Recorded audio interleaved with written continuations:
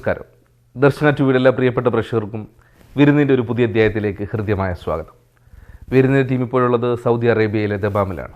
പൊതു സാംസ്കാരിക രംഗത്ത് ഒരുപാട് കൂട്ടായ്മകളുടെ നേതൃത്വം വഹിക്കുന്ന അദ്ദേഹം നല്ലൊരു ഗായകനാണ്, ഒരു കായിക താരം കൂടിയാണ്. വളരെ ആദരപൂർവ്വം സ്വാഗതം ചെയ്യാൻ വിരുന്നിലേക്ക് ശ്രീ സുരേഷ് റാവുത്തറെ. അദ്ദേഹത്തിൻ്റെ വിശേഷങ്ങളും അദ്ദേഹത്തിൻ്റെ ജീവിതവും ഒക്കെ നമുക്ക് ചോദിച്ചറിയാം. സാർ നമസ്കാരം. നമസ്കാരം.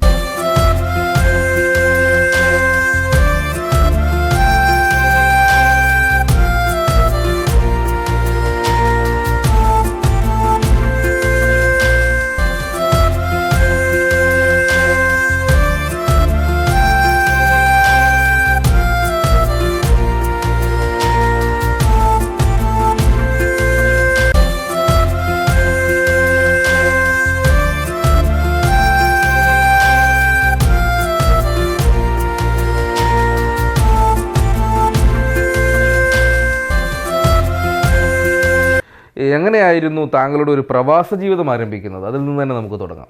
പിന്നെ ഞാൻ 14 വർഷമായി ദമാമിലുണ്ട്. ദമാമിൽ വന്നപ്പോൾ ഇവിടുത്തെ അന്നത്തെ ഒരു രീതിയല്ല ഇപ്പോഴുള്ളത്.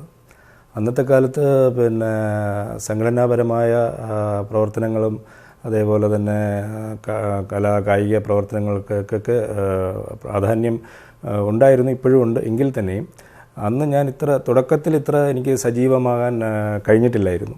പക്ഷേ എന്നെ അക്കാലത്ത് എൻ്റെ ബ്രദറിലായ ബിനോയ് ഷാനൂർ അദ്ദേഹം എന്നെ കലാപരമായി കൂടുതൽ പ്രോത്സാഹനങ്ങൾ തരികയും അതുപോലെ തന്നെ സലീം SP സലീം എന്ന് പറഞ്ഞിട്ടുള്ള ഒരു വ്യക്തി എനിക്ക് കൂടുതൽ അതിനുള്ള അവസരങ്ങളൊക്കെ എനിക്ക് ആദ്യ കാലഘട്ടത്തിൽ എനിക്ക് തന്നിരുന്നു. പിന്നെ കുറച്ച് നാൾ കഴിഞ്ഞപ്പോഴത്തേക്ക് മറ്റ് സംഘടനകളുമൊക്കെ ബന്ധമായി. എങ്ങനെയാണ് ഇവിടെയും ആ ഒരു കായിക താരത്തെ അല്ലെങ്കിൽ ഒരു കായിക രംഗത്തെ പ്രോത്സാഹിപ്പിക്കേണ്ട ആവശ്യകത എങ്ങനെയാണ് താങ്കളിലുള്ളിൽ ഉടലെടുത്തത്? നാട്ടിൽ ഞാൻ കൊട്ടാരക്കരയിൽ നിന്നും ആദ്യമായി കൊല്ലം ജില്ലയെ റെപ്രസെൻ്റ് ചെയ്ത് കളിക്കുന്ന ആദ്യത്തെ ഡിസ്ട്രിക്ട് പ്ലെയർ ഞാനായിരുന്നു. അങ്ങനെ ക്രിക്കറ്റ് എൻ്റെ ചെറുപ്പം മുതലേ ഞാനും എൻ്റെ ബ്രദേഴ്സും നന്നായി കളിക്കുമായിരുന്നു. അത് കഴിഞ്ഞിട്ട് പിന്നെ ദമാമിൽ വന്നു കഴിഞ്ഞപ്പോൾ ഇതേപോലെ എൻ്റെ സുഹൃത്തുക്കളും അതേപോലെ തന്നെ എൻ്റെ ബ്രദർ ഇൻ ലോസൊക്കെ ക്രിക്കറ്റ് ടീമുകളുമായിട്ടൊക്കെ ബന്ധപ്പെട്ട് അങ്ങനെ ഇവിടെ ഞങ്ങൾക്ക് ടീമുകൾ ഉണ്ടാക്കുകയും മറ്റ് ടീമുകളുമായിട്ട് കളിക്കുകയും പല അറാംകോയിലൊക്കെ ടൂർണമെൻറ്റുകൾക്കൊക്കെ ഗസ്റ്റ് പ്ലെയറായിട്ടൊക്കെ പോയി അതിൽ മാൻ ഓഫ് ദി സീരീസൊക്കെ ആകാൻ കഴിഞ്ഞിട്ടുണ്ട് ആദ്യകാലങ്ങളിൽ. പിന്നെ ഞങ്ങളുടേതായ ഒരു ടീം ഞങ്ങൾ രൂപീകരിക്കുകയും പൈതൃകത്തിൻ്റെ ഒരു ക്രിക്കറ്റ് ടീം QCC പൈതൃകം എന്ന് പറയുന്ന ക്രിക്കറ്റ് ടീം രൂപീകരിക്കുകയും അതിലിപ്പോൾ ഞാൻ കോച്ച് ആയിട്ടാണ് പ്രവർത്തിക്കുന്നത്, കളിക്കാറുമുണ്ട്. പൈതൃകത്തിൻ്റെ തന്നെ ഫുട്ബോൾ ടീമിൻ്റെ ക്യാപ്റ്റനാണ്. അതേപോലെ തന്നെ മറ്റിവിടുത്തെ വളരെ പ്രധാനപ്പെട്ട ക്ലബ്ബുകളെല്ലാം അവനെ ഗസ്റ്റ് പ്ലെയറായിട്ട് വിളിക്കാറുണ്ട്. നല്ലൊരു സ്ട്രൈക്കറാണ് എൻ്റെ മകൻ്റെ പേര് അലിഫ് റാവുത്തർ. അവൻ നല്ലൊരു പ്ലെയർ കൂടിയാണ്, ഫുട്ബോൾ പ്ലെയർ കൂടിയാണ്, ക്രിക്കറ്റും കളിക്കാറുണ്ട്. എങ്ങനെയാണ് ഈ പൊതുപ്രവർത്തന രംഗത്തേക്കും അത് സാമൂഹിക പ്രവർത്തന രംഗത്തേക്കുമൊക്കെ താങ്കളൊരു കടന്നുവരവ്, അതിനോടുള്ള താല്പര്യം? അത് എനിക്ക് കുടുംബപരമായി തന്നെ എൻ്റെ മദറിൻ്റെ ഫാദർ ഒരു സ്വാതന്ത്ര്യ സമര സേനാനി കൂടിയായിരുന്നു. അതേപോലെ തന്നെ എൻ്റെ ഫാദറും രാഷ്ട്രീയ മേഖലകളിലും അതേപോലെ തന്നെ മറ്റ് സാംസ്കാരിക മേഖലകളിലും നാടകത്തിലൊക്കെ അന്നത്തെ കാലത്ത് KPSC പോലുള്ള നാടകവുമായിട്ട് ബന്ധപ്പെട്ട് നാടകത്തിലൊക്കെ ആക്ട് ചെയ്യുമായിരുന്നു. അങ്ങനെ ആ ഒരു ചെറുപ്പം മുതലേ ആ ഒരു അന്തരീക്ഷത്തിലാണ് ഞാനും എൻ്റെ ബ്രദേഴ്സും ഒക്കെ വളർന്നത്. അങ്ങനെയാണ്.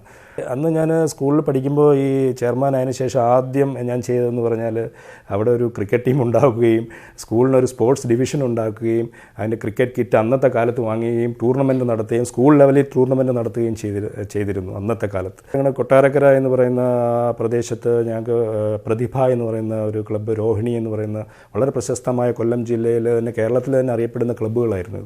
കൊല്ലം ഡിസ്ട്രിക്ട് പ്ലെയറായി ഞാൻ ഓപ്പണിംഗ് ബാറ്റ്സ്മാനും ചേഞ്ച് ബോളറുമായിട്ട് ഞാൻ വരികയും ഞങ്ങൾ ട്രിവാൻഡ്രം മെഡിക്കൽ കോളേജ് ഗ്രൗണ്ടിൽ ആലപ്പുഴയെ ചരിത്രത്തിൽ ആദ്യമായി കൊല്ലം അന്ന് വിൻ ചെയ്യുകയും അതിൻ്റെ മാൻ ഓഫ് ദ മാച്ച് എനിക്ക് കിട്ടുകയൊക്കെ ചെയ്തിരുന്നു. സാറിൻ്റെ ഈ ഒരു ഹൈറ്റും ആ ഒരു ഒരു സ്ട്രക്ചറൊക്കെ വെച്ച് നോക്കുമ്പോൾ ഈ കപിൽ ദേവുമായിട്ട് ഒരു സാദൃശ്യം തോന്നിയിട്ടുണ്ടോ? ആരെങ്കിലും പറഞ്ഞിട്ടുണ്ടോ? അതെ, യഥാർത്ഥത്തിൽ എനിക്ക് ഏറ്റവും കൂടുതൽ ഇഷ്ടം, അതേപോലെ ഞാൻ കപിൽ ദേവിൻ്റെ വളരെ ഒരു ഫാനായിരുന്നു, വളരെ ഡൈ ഹാർട്ട് ഫാനായിരുന്നു. ഞാനൊരു ഫാസ്റ്റ് ബോളറും അതേപോലെ ഒരു ഓപ്പണിംഗ് ബാറ്റ്സ്മാനും ആയിരുന്നു. എൻ്റെ ഒരു ഒരു ഗായകൻ എന്ന നിലയിൽ ഈ ദമാമിൽ അറിയപ്പെടാനുണ്ടായ സാഹചര്യം എങ്ങനെയാണെന്ന് പറയാം? ദമാമിൽ വന്നതിന് ശേഷം ഇവിടെ അങ്ങനെ പിന്നെ ഞാൻ വന്ന സുഹൃത്ത് വലയത്തിലും അങ്ങനെ പാട്ടുമായിട്ട് ബന്ധപ്പെട്ടുള്ള ആരും ഇല്ലായിരുന്നു ആദ്യകാലം. പിന്നെ എൻ്റെ ബ്രദറിലോ അപ്പം എനിക്ക് പാടാനുള്ള ഒരു ചെറിയ കഴിവുണ്ടെന്ന് മനസ്സിലാക്കിയതിന് ശേഷം എൻ്റെ ബ്രദറിലോ ബിനോയ് ഷാനൂർ കുറച്ച് അവസരങ്ങളൊക്കെ എനിക്ക് ഇതുപോലുള്ള പാട്ടുമായി ബന്ധപ്പെട്ട് തരികയും പിന്നെ സലീം എന്ന് പറഞ്ഞിട്ടുള്ള കൊല്ലത്ത് തന്നെയുള്ള SP സലീം എന്ന് പറയുന്ന നമ്മുടെ റിലേറ്റീവ്, വൈഫിൻ്റെ റിലേറ്റീവാണ്. പുള്ളിയും ഇതേപോലെ എനിക്ക് കുറേ ഉപദേശങ്ങളും നിർദ്ദേശങ്ങളും അതിൻ്റെ ആൾക്കാരെയൊക്കെ പരിചയപ്പെടുത്തി തരികയൊക്കെ ചെയ്യുമായിരുന്നു. സംഘടനകളുമായിട്ടൊക്കെ ബന്ധപ്പെടുകയോ പ്രവർത്തിച്ചപ്പോഴത്തേക്ക് അവരുടെ പ്രോഗ്രാംസിനൊക്കെ എനിക്ക് പാടുവാനുള്ള അവസരം കിട്ടി. അതേപോലെ തന്നെ സ്റ്റേജ് ഷോസൊക്കെ നടക്കുന്നതിൽ എനിക്ക് പാടുവാനുള്ള അവസരങ്ങൾ കിട്ടി. പിന്നെ ഞാൻ നേരത്തെ പറഞ്ഞതുപോലെ തന്നെ ശ്രീ തഴവാ നൗഷാദ് പോലെയും അത് സിറാജ് ആലപ്പി പോലുള്ള ഈ പ്രോഗ്രാം കോർഡിനേറ്റേഴ്സിൻ്റെ പ്രോഗ്രാംസിനൊക്കെ എനിക്ക് പാടുവാൻ അവസരം കിട്ടി. OICCയുടെയും പൈതൃകത്തിൻ്റെ ഉൾപ്പെടെയുള്ള പ്രധാനപ്പെട്ട സംഘടനകളുടെ എല്ലാ പരിപാടികൾക്കും എനിക്ക് പാടുവാനുള്ള അവസരങ്ങൾ ലഭിച്ചു. നമുക്ക് ഈ ഒരു അവസരത്തിൽ ഏത് പാട്ടാണ് താങ്കൾ ഞങ്ങളുടെ പ്രേക്ഷകർക്ക് വേണ്ടി ഒന്ന് പാടുകയാണെങ്കിൽ? അടുത്ത കാലത്ത് റഫീഖ് അഹമ്മദ് എഴുതിയ ഈ എന്ന് നിൻ്റെ മൊയ്തീനിലെ വരികൾ എന്നെ വളരെയേറെ ടച്ച് ചെയ്തു. അത് എൻ്റെ സീനിയറായിട്ട് പഠിച്ച M ജയചന്ദ്രൻ എൻ്റെ സീനിയറായിട്ട് എൻ്റെ കോളേജിൽ പഠിച്ച വ്യക്തിയാണ്. അദ്ദേഹം അന്നേ എനിക്ക് അറിയാമായിരുന്നു അദ്ദേഹം ഒരു വലിയ സംഗീത സംവിധായകനായി മാറും എന്നുള്ള കാര്യം അന്നേ ഞാൻ പറയുമായിരുന്നു. പക്ഷെ ഇപ്പോൾ അദ്ദേഹത്തിന് എന്നെ ഓർമ്മയുണ്ടോ എന്നും അറിയില്ല. പക്ഷേ അദ്ദേഹം സംവിധാനം ചെയ്ത ആ പാട്ട് രണ്ടുപേരും ഞാൻ ഒന്ന് പാടാം.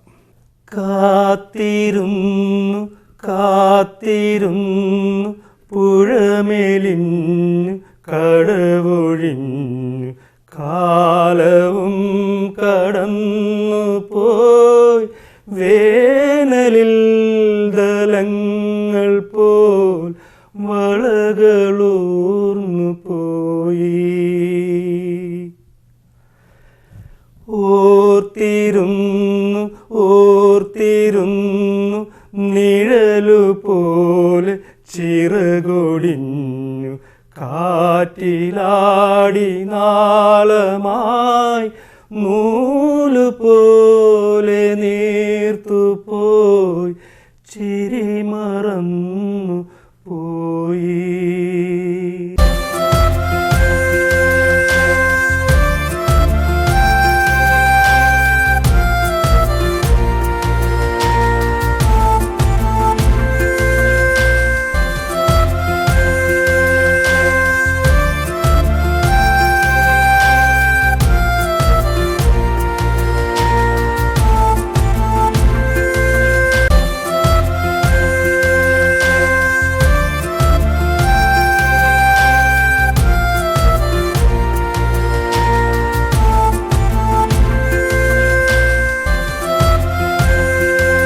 ഇപ്പോൾ ജോലി ചെയ്യുന്നത് ഏത് മേഖലയിലാണ്, എവിടെയാണ്? ഒപ്പം താങ്കളുടെ ബിസിനസ് രംഗത്ത് താങ്കൾ സജീവമായിരുന്നു. അതിൻ്റെ വിശേഷങ്ങളും ജോലിയുടെ വിശേഷങ്ങളും എല്ലാം കൂടെ ചേർത്ത് പറഞ്ഞാൽ നന്നായിരിക്കും. ഞാൻ TKM എഞ്ചിനീയറിംഗ് കോളേജിലാണ് എഞ്ചിനീയറിംഗ് പഠിച്ചത്. അത് കഴിഞ്ഞിട്ട് ഞാൻ മദ്രാസിൽ, ബാംഗ്ലൂരിലും കാലിക്കറ്റിലും ഞാൻ വർക്ക് ചെയ്തു. അത് കഴിഞ്ഞിട്ട് ഞാൻ ദമാമിൽ വന്നിട്ട് ഞാൻ ആദ്യകാലങ്ങളിൽ പ്രോജക്റ്റുകളൊക്കെ സ്വന്തമായി ചെയ്തിരുന്നു. പിന്നെ 2-3 പ്രൈവറ്റ് കമ്പനികളിൽ വർക്ക് ചെയ്തിരുന്നു. ഇപ്പോൾ ഞാൻ അൽ യമാമ എന്ന് പറയുന്ന കമ്പനിയിൽ ചീഫ് മെക്കാനിക്കൽ എഞ്ചിനീയറാണ്. താങ്കൾ ഒരുപാട് യാത്രകൾ ചെയ്തിട്ടുണ്ടല്ലോ താങ്കളുടെ ജീവിതത്തിൽ, ഔദ്യോഗികപരമായിട്ടും പേഴ്സണലായിട്ടൊക്കെ. ഏറ്റവും സ്വാധീനിച്ചിട്ടുള്ള പ്രദേശം ഏത് രാജ്യമാണ് എന്നൊന്ന് പറയാം? ഞാൻ ദുബായ്, ബഹ്റൈൻ, ഒമാൻ അങ്ങനെയുള്ള GCC രാജ്യങ്ങളിലും അതേപോലെ യൂറോപ്യൻ രാജ്യങ്ങളിലും എനിക്ക് ഔദ്യോഗികമായി സന്ദർശിക്കുവാനുള്ള അവസരം കിട്ടിയിട്ടുണ്ട്. അതിൽ എന്നെ ഏറ്റവും കൂടുതൽ സ്വാധീനിച്ചത് ഞാൻ യൂറോപ്പിൽ കുറച്ച് നാളുകൾ യാത്ര ചെയ്തതാണ്. യൂറോപ്പിൽ സ്വിറ്റ്സർലൻഡ്, ജർമ്മനി, ഓസ്ട്രിയ, ആംസ്റ്റർഡാം എന്നുള്ള സ്ഥലങ്ങളെല്ലാം എനിക്ക് ഔദ്യോഗികമായ എക്സിബിഷൻസും അതേപോലെ മീറ്റിങ്ങുകളും പിന്നെ അതിലൂടെ തന്നെ സൈറ്റ് സീയിങ്ങും അതുപോലുള്ള ആൾക്കാരുമായുള്ള സഹകരണത്തിനെല്ലാം എനിക്ക് അവസരങ്ങൾ ലഭിച്ചിട്ടുണ്ട്. അത് വളരെ മനോഹരമായ സ്ഥലമാണ്. അതിൽ ഐസ് സ്കീയിങ്ങും മറ്റു കാര്യങ്ങളെല്ലാം വളരെ മനോഹരമാണ്. ആ 15 ദിവസമേ ഞാൻ അവിടെ ഉണ്ടായിരുന്നുള്ളൂ എങ്കിലും അതെനിക്കൊരു ജീവിതത്തിൽ ഒരിക്കലും മറക്കാൻ പറ്റാത്ത അനുഭവങ്ങളാണ്, ഓർമ്മകളാണ് എനിക്ക് നൽകിയത്. എങ്ങനെയാണ് റോക്സിൻ്റെ പ്രവർത്തനങ്ങൾ പോകുന്നത്? അതിൻ്റെ ദമാം ഘടകത്തിൻ്റെ ഒരു ലീഡർ കൂടിയാണ് താങ്കൾ. റോക്സിൻ്റെ പ്രവർത്തനങ്ങൾ എങ്ങനെയൊക്കെയാണ്? ഏതൊക്കെ മേഖലയിലാണ് ജീവകാരുണ്യ പ്രവർത്തനത്തിൽ സജീവമായിട്ടുള്ളത്? വളരെ പ്രധാനപ്പെട്ട ഒരു ചോദ്യമാണ്. ഞങ്ങൾ കൊട്ടാരക്കരയിലെ മുസ്ലിം സ്ട്രീറ്റ് എന്ന് പറയുന്ന പ്രദേശത്ത് നിന്ന് ഞങ്ങളുടെ ഗ്ലോബൽ ലെവലിൽ ഞങ്ങൾക്ക് ഒരു കൂട്ടായ്മയുണ്ട്. അത് സംഘടനാ രീതിയിലുള്ള ഒരു കൂട്ടായ്മയൊന്നുമല്ല, എല്ലാ സുഹൃത്തുക്കളും കൂടി ചേർന്ന് ഒരു കൂട്ടായ്മ ഗ്ലോബൽ ലെവലിൽ. അതിൽ ദമാം ഘടകത്തിൻ്റെ നേതൃത്വം വഹിക്കുന്ന ഒരു വ്യക്തിയാണ് ഞാൻ. അപ്പോൾ ഞങ്ങൾ ഒരുപാട് ജീവകാരുണ്യ മേഖലകളിൽ പ്രവർത്തിക്കുവാൻ വേണ്ടിയാണ് ഈ കൂട്ടായ്മ പ്രധാനമായും ഉദ്ദേശിക്കുന്നത്. ദമാമിലെ പ്രവാസി മലയാളികൾക്ക് താങ്കൾ പാടുന്നതിൽ ഏറ്റവും ഇഷ്ടപ്പെട്ട പാട്ട് എനിക്ക് തോന്നുന്നു മിഹ്റാജ് രാവിലെ കാറ്റേ ആയിരിക്കും. കാരണം അതെനിക്കും വളരെ പേഴ്സണലായിട്ട് എനിക്ക് വളരെ ഇഷ്ടപ്പെട്ട ഒരു സോങ്ങാണ്. ഈ ഒരു അവസരത്തിൽ അതിൻ്റെ ഒരു 2 വരി പാടിയാൽ ഒന്നുകൂടെ സന്തോഷമായിരിക്കും. മിഹ്റാജ് രാവിലെ കാറ്റേ മരുഭൂ തണുപ്പിച്ച കാറ്റേ, മിഹ്റാജ് രാവിലെ കാറ്റേ മരുഭൂ തണുപ്പിച്ച കാറ്റേ, മിഹ്റാജ് രാവിലെ കാറ്റേ മരുഭൂ തണുപ്പിച്ച കാറ്റേ, കരളിൽ കടക്കുന്ന കടലായി തുടിക്കുന്ന, കരളിൽ കടക്കുന്ന കടലായി തുടിക്കുന്ന, കുളിരിൽ കുളിർക്കുന്ന കാറ്റേ, മിഹ്റാജ് രാവിലെ കാറ്റേ മരുഭൂ തണുപ്പിച്ച കാറ്റേ, മരുഭൂ തണുപ്പിച്ച കാറ്റേ. നാട്ടിലാരൊക്കെയാണുള്ളത്? ഇവിടെ ഇപ്പോൾ താങ്കളോടൊപ്പം ആരൊക്കെയാണുള്ളത്? കുടുംബവിശേഷങ്ങളിലേക്കൊന്ന് പോയി കഴിഞ്ഞാൽ പിന്നെ നാട്ടിലെ പഠിച്ച വിദ്യാലയം, കൂട്ടുകാർ എന്ന് പറഞ്ഞാൽ ഓർത്താൽ നന്നായിരിക്കും. നാട്ടിൽ ഞാൻ എൻ്റെ അച്ഛൻ ഷംസുദ്ദീൻ, അമ്മ ഫാത്തിമ ബീവി.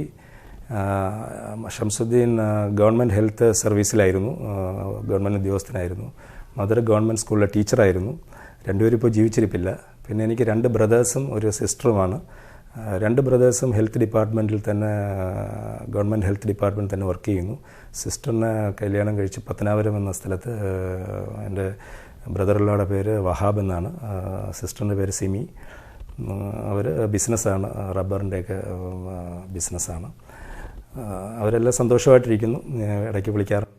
ഇവിടെ താങ്കളോടൊപ്പം ഇവിടെ എൻ്റെ കല്യാണം കഴിഞ്ഞിട്ട് 1 വർഷം കഴിഞ്ഞപ്പോൾ തന്നെ എൻ്റെ ഫാമിലി ഞാനിവിടെ ദമാമിലെത്തി. അത് കഴിഞ്ഞ് 1 വർഷം കഴിഞ്ഞപ്പോഴത്തേക്ക് ഫാമിലി എത്തി. എനിക്ക് ഭാര്യയും 3 മക്കളുമാണുള്ളത്. ഭാര്യയുടെ പേര് നസി റാവുത്തർ, മകൻ്റെ പേര് അലിഫ് റാവുത്തർ, മകളുടെ പേര്, മൂത്ത മകളുടെ പേര് സന ഫാത്തിമ, ഇളയ മകളുടെ പേര് സംറീൻ ഫാത്തിമ. അതുപോലെ നാട്ടിലെ ബ്രദേഴ്സിൻ്റെയും സിസ്റ്ററിൻ്റെയും പേര് എനിക്കൊന്ന് പറയണം. അത് മൂത്ത ബ്രദറിൻ്റെ പേര് സുനിൽ ബാബു, ആൻഡ് ഇളയ ബ്രദറിൻ്റെ പേര് സുൽഫിക്കർ, സിസ്റ്ററിൻ്റെ പേര് സിമി ഫാത്തിമ. ഇവിടെ എനിക്ക് പിന്നെ എൻ്റെ വൈഫിൻ്റെ 2 ബ്രദേഴ്സ് ഇപ്പോൾ ഇവിടെ ഉണ്ട്. മറ്റ് 2 ബ്രദേഴ്സ് ഇവിടെ ആയിരുന്നു. ഈ പറഞ്ഞ ബിനോയ് ഷാനൂർ ഇവിടെ ആയിരുന്നു. പിന്നെ സിയാദ് ഷാനൂർ, പുള്ളി ഇപ്പോൾ നാട്ടിൽ മുസ്ലിം ലീഗിൻ്റെയൊക്കെ ഒരു നേതാവാണ്. ഇവിടെ ജിദ്ദയിലായിരുന്നു വർഷങ്ങളായി, ദമാമിലും ഉണ്ടായിരുന്നു. ബിനോയ് ഷാനൂർ യൂത്ത് കോൺഗ്രസിൻ്റെയൊക്കെ വലിയ നേതാവാണ് നാട്ടിൽ. പിന്നെ അതേപോലെ തന്നെ ഇവിടെ എനിക്ക് നവാസ് ഷാനൂർ, അതേപോലെ ബാബു ഷാനൂർ, അവർ ബിസിനസ്സാണ്, അവരും ഇവിടെ തന്നെയുണ്ട്. പിന്നെ 2 സിസ്റ്റേഴ്സ്, വൈഫിൻ്റെ 2 സിസ്റ്റേഴ്സ് ഇവിടെ ഉണ്ട്, അവരുടെ ഫാമിലിയായിട്ട് തന്നെ ഇവിടെ ഉണ്ട്. പിന്നെ ബാക്കി 2 പേരും നാട്ടിലാണ് സെറ്റിൽ ചെയ്തിരിക്കുന്നത്.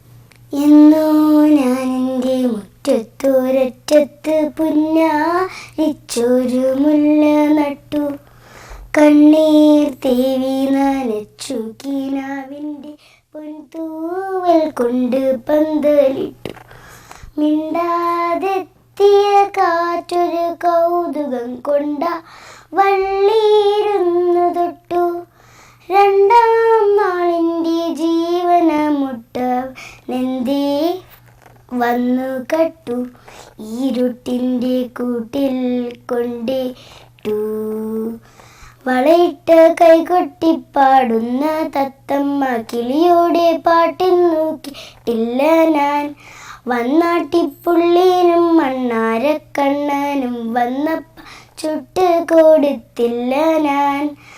മാനത്തോടി മേഘത്തിരി മാലാകമായെത്തും നേരം മാലകോത്ത് മണിയരിക്കാൻ മുല്ല പൂക്കളില്ല. എൻ്റെ കയ്യിൽ മുത്തും പൊന്നുമില്ല.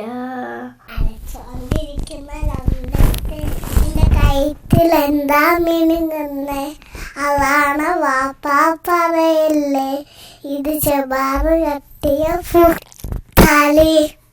ഈ ഒരു അവസരത്തിൽ താങ്കൾക്ക് പുറകോട്ട് നോക്കുമ്പോൾ താങ്കൾക്ക് ആരോടൊക്കെയാണ് കടപ്പാട്? എനിക്ക് പ്രധാനമായും നാട്ടിൽ ഈ പറഞ്ഞ പോലെ എൻ്റെ മാതാപിതാക്കൾ, എൻ്റെ ബ്രദേഴ്സ്, സിസ്റ്റർ, പിന്നെ എൻ്റെ കായികപരമായിട്ടുള്ള ഞങ്ങളുടെ ടീമിൻ്റെ എൻ്റെ കൂടെ കളിക്കുന്ന മെമ്പേഴ്സ്, അവർ സുഹൃത്തുക്കൾ, ക്യാപ്റ്റൻ തസീബ്, അതേപോലെയുള്ള എല്ലാ സുഹൃത്തുക്കൾക്കും എനിക്ക് എൻ്റെ വ്യക്തിപരമായ നന്ദി ഈ അവസരത്തിൽ ഞാൻ രേഖപ്പെടുത്തുകയാണ്. അതേപോലെ തന്നെ മറ്റ് സംഘടനകളായ നവയുഗം, നവോദയ, KMCC ഇതുപോലുള്ള എല്ലാ പ്രമുഖ സംഘടനകൾ എല്ലാം എനിക്ക് നല്ല രീതിയിലുള്ള പ്രോത്സാഹനങ്ങളും നിർദ്ദേശങ്ങളും അതേപോലെ തന്നെ ഉപദേശങ്ങളും നൽകിയിട്ടുണ്ട്. അതിനെല്ലാം എല്ലാവരോടും ഞാൻ നന്ദി അറിയിക്കുകയാണ്. ഒരു ഗാനം കൂടെ കേട്ടാൽ എനിക്ക് തോന്നുന്നു ഈ ഒരു എപ്പിസോഡിനൊന്നുകൂടി ഒരു മാറ്റം കൂടും എന്നാണ് ഞാൻ വിശ്വസിക്കുന്നത്. അതോടുകൂടി നമുക്ക് ഈ ഒരു എപ്പിസോഡ് വൈൻഡപ്പ് ചെയ്യാം. Thank you. തീർച്ചയായും ഞാൻ കൂടുതൽ തമിഴ് പാട്ട് ഇഷ്ടപ്പെടുന്ന ഒരു വ്യക്തിയാണ്. ഞാൻ മദ്രാസിൽ 5 വർഷം ഉള്ളതുകൊണ്ട് തമിഴ് പാട്ടുകൾ ഞാൻ ഒരുപാട് കേൾക്കുമായിരുന്നു. അത് ആ കാലഘട്ടത്തിൽ എനിക്കിഷ്ടപ്പെട്ട ഒരു തമിഴ് പാട്ടുണ്ടായിരുന്നു. ഞാനിപ്പോൾ 2 വരി പാടാം. ഒരു பொய்யாவது சொல் கண்ணே, உன் காதல் நான் தான் என்று அந்த சொல்லில் உயிர் வாழ்வே. ஒரு பொய்யாவது சொல் கண்ணே, உன் காதல் நான் தான் என்று அந்த சொல்லில் உயிர் வாழ்வே. பூக்களில் உன்னால் சத்தம், அடி மௌனத்தில் உன்னால் யுத்தம், இதை தாங்குமா என் நெஞ்சம், இதை தாங்குமா என் நெஞ்சம். ஒரு பொய்யாவது சொல் கண்ணே, உன் காதல் நான் தான் என்று அந்த சொல்லில் உயிர் வாழ்வே. ഇനിയും കൂടുതൽ സോങ്ങുകൾ ഉണ്ടാവട്ടെ. പ്രത്യേകിച്ച് ദമാമിലെ പ്രവാസി മലയാളികൾക്ക് താങ്കളുടെ പാട്ടുകളും ഈ പൊതുപ്രവർത്തന രംഗവുമൊക്കെ ആസ്വദിക്കാൻ കഴിയട്ടെ. Thank you very much sir. Thank you very much.